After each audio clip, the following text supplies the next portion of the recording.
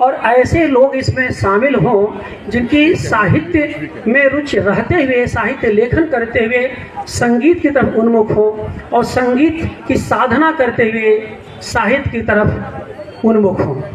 क्योंकि साहित्य का जो राग है वही साहित्य, संगीत का जो राग है साहित्य में वही रस है और रस की भी पुस्तक है। इसमें देखेंगे कि बनारस बहुत बोलता है। बनारस इनके गुरु अप्पा जी के माध्यम से तो बोलता ही है, दादरा के गीतों के माध्यम से बोलता है बनारस। जब ये घाट वाक करती हैं, नाव से जाती हैं और गंगा रेती पर बंगला छवादा मोरे राजा, ये चीज़ दादरा का बार बार इन्होंने उल्लेख किया है। तो बनारसीपन इस पूरी किताब, अगर आपको इस किताब को पढ़ना हो और बनारसी हो सकते हैं, पढ़ सकते हैं। बनारस की जो आत्मीयता है, बार बार मन तड़पता है एक संगीतकार का, एक गायक का, कैसे बनारस पहुँचे, कैसे अप्पा जी से मिले हैं। बनारस जैसे कि love at first sight, Banaras को पहले प्यार की तरह आप देखते हैं, मौका मिलते हैं निकल जाएं। तो ये चीज़ें मैंने देखा बनारस से।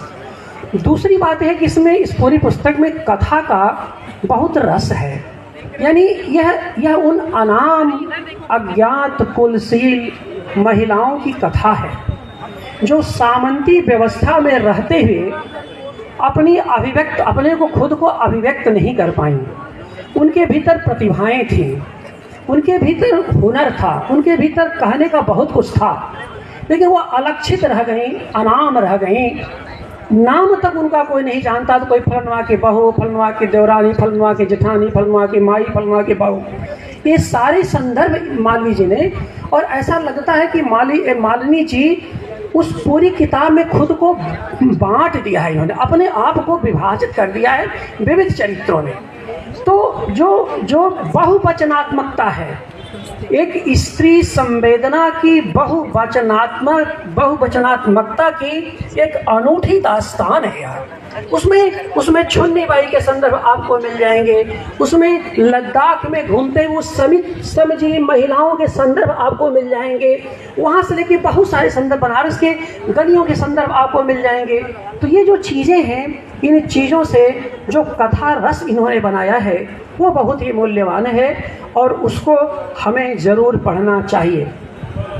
इस पुस्तक का एक महत्व यह भी है कि जब साहित्य के मूल्यांकन की दिशा, मैं संगीत की बातें नहीं कर रहा हूँ, जब साहित्य के मूल्यांकन की दिशा में जो कोई आएगा और उसे साहित्य के भीतर समाज शास्त्रीय चिंतन और सोच की तलाश होगी कि यह पूरी पुस्तक समझ ले सोशियोलॉजिकल पर्सपेक्टिव से लिखी गई किताब है, समाज शास्त्रीय मूल्य से लिखी गई किताब है, जिसे सोशियोलॉजी ऑफ लिटरेचर कहते हैं। तो साहित्य के समाज शास्त्र के अध्ययन के लिए स्त्री विमर्श अपनी जगह पर है, उससे अधिक ये साहित्य के समाज शास्त्र के अध्ययन के लिए किताब में बहुत मूल्यवान मानता हूँ। इस कारण से भी कि देखिए, आपको बाहर लगेगा कि ये चंदन की वाड़ है, चंदन की खुशबू है, लेकिन ऐसा नहीं है। इस चंदन की किवाड़ को खोल करके जब आप इसके कमरों में प्रवेश करेंगे तो वहाँ बहुत सारे भुजंग भी दिखाई देंगे लटके हुए।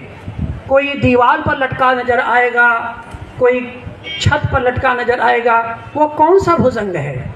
वह भुजंग है सामंतवादी व्यवस्था का भुजंग, जिसने घर की स्त्री को बाहर नहीं जाने दिया, जिसने उसकी गायकी को मारा, उसकी प्रतिभा को मारा, उसकी रचनात्मकता को मारा और उसकी योजक स्वभाव को मार दिया।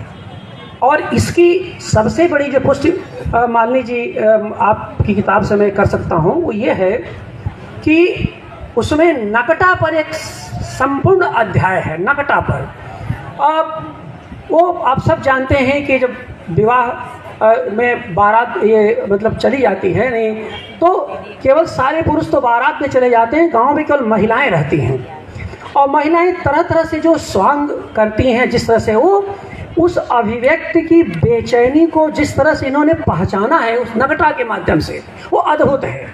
तो कहने का मतलब कि उसमें जो वो नहीं पाते हैं उसको पाने की जो इच्छा उनकी रहती है, उसके माध्यम से तरह तरह के उनके गीत जो रचे उन्होंने, उसको लेकर के बहुत बहुत साहित्यिक तरीके से उसका विवेचन किया है।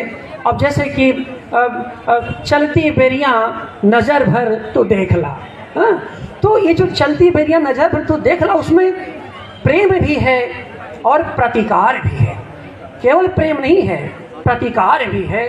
तो प्रेम और प्रतिकार से सजी हुई यह पुस्तक है, और जिसको लेकर के आप देख सकते हैं कि यह पूरा के पूरा जो स्त्री का जो संसार है, यानी स्त्री के आंतरिक आभा की उज्जवल अभिव्यक्ति है। उसके भीतर की जो आंतरिक आभा है उसकी उज्जवल अभिव्यक्ति है, और उस उज्ज्वलता के कारण ही यह पुस्तक बहुत ही मूल्यवान है। यह पुस्तक पढ़ी जा रही है। मैं भी इस बात से सहमत हूँ, और मान लीजिए कि पुस्तक का लोकार्पण मैं जानता हूँ, जहाँ जहाँ हुआ मैं उन सारे संदर्भों से जुड़ा हुआ हूँ, लेकिन आज इस मंच पर जो लोकार्पण हुआ उसकी जो सार्थकता है वह मूल्यवान है। देखिए, सार्थक से अधिक सच्चा होना चाहिए। मान लीजिए सार्थक कलाकार होने से ज़्यादा सच्ची कलाकार है, और यह जो अभिव्यक्ति है इनकी उसी सच्ची कलाकार के भीतर की अभिव्यक्ति है, जो बेचैनी है, जो न केवल खुद को बड़ा बना रही हैं बल्कि अपने साथ अपने परिसर को भी लगातार